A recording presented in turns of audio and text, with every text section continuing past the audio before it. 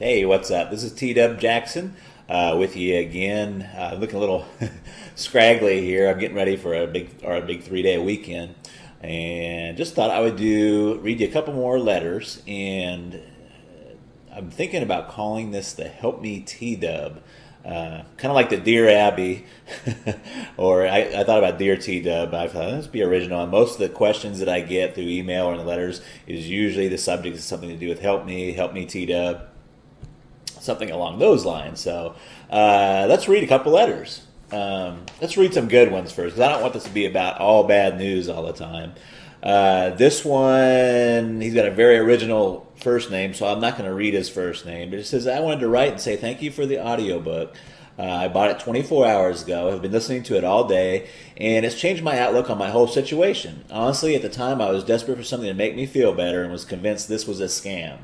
I can tell you I have not even read the book because the audio material is fantastic. Each time I start to get down about things, I listen to one of the chapters, and I feel like I can move on with my life. That's a great letter. He's talking about the audio book. It's an add-on. You get the textbook, and if you want the audio book, you can get that as well. But that's what he's listening to. Let's do another one here right quick. This one's really short. It's from Tommy. His subject is Hell Yes. It says, TW, I got my wife and kids back. I do not know how to tell you thank you. Please get back with me. I got so much happiness in me. You help if you need my help. I will tell everyone. Then it says, Tommy, P.S. I tell my story to everyone. Tommy, that's great, and that's why I'm doing this. So let's get on to a question from one of my customers, and I'm hoping this will help you out. Okay, this one is from Rob, and Rob's subject line says, bought book, used strategy, and guess what? A little after 2 weeks, my ex called me. I hope I handled it well, but I don't know. We had a nice, light conversation for about 45 minutes. Yikes. We'll get to that. She basically asked me how things were going and said she just called to see how I was. How do I interpret this? I'm now going to wait another week and call her and ask her if she wants to meet. Is this the right strategy? Thanks, Rob. Rob, this is kind of a common situation, and kind of goes along with people making some common mistakes. And what happens is, and don't feel bad because it's normal to feel this way. What happens is you start making some headway. Your ex starts to call you, or they're coming around because you're pulling now instead of pushing, and they start coming towards you. But then it goes into you get too excited. And I have a name for this. I can call it premature reconciliation. That's premature reconciliation. So, for example, you were talking about in your letter that you talked to her for 45 minutes. That's way, way too long. Way too long. When you if they call and they catch you off guard and you don't catch the caller ID, you always want to be friendly. You can say, hey, it's great to hear from you. I'm like so busy, I don't have a whole lot of time to talk. Maybe at some point we can get back together and chat and stuff, but I don't have a whole lot of time to talk right now. And you really cut that conversation short. And the same thing, what happens a lot with a lot of folks is their ex will start to call and text message them again and do a lot of texting. And let me tell you, see these two things right here? I don't know if I got this up here so you can see it or not. These two things right here. Your two thumbs, those are the two body parts. They can really destroy your chances of getting your ex back. Okay?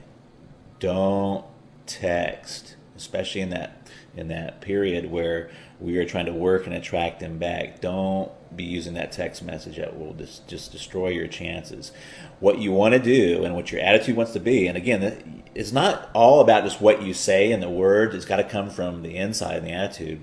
But you want to be at a point where you're saying, hey, I'm taking some time for myself. I agree with the breakup, and let's just get some space. And I love hearing from you. It's great to hear from you, but let's take some time, and then we can talk. Okay? Does that make sense? Let me give you another example. Okay, here's a perfect example of what I'm calling the premature reconciliation. And I don't have the email in front of me, but I remember it very well, and it's all too common situation. But this was from a customer, and she got too excited. She started to make some headway and make some progress, and her boyfriend called her one night all sad and depressed, and she wrote me. And the reason she was writing me, she's all, your system was really working for me. And he called me one night and he was depressed and he said he missed me. So I dropped everything and I ran over, and I remember her exact words. He said, I ran over there and I professed my undying love to him.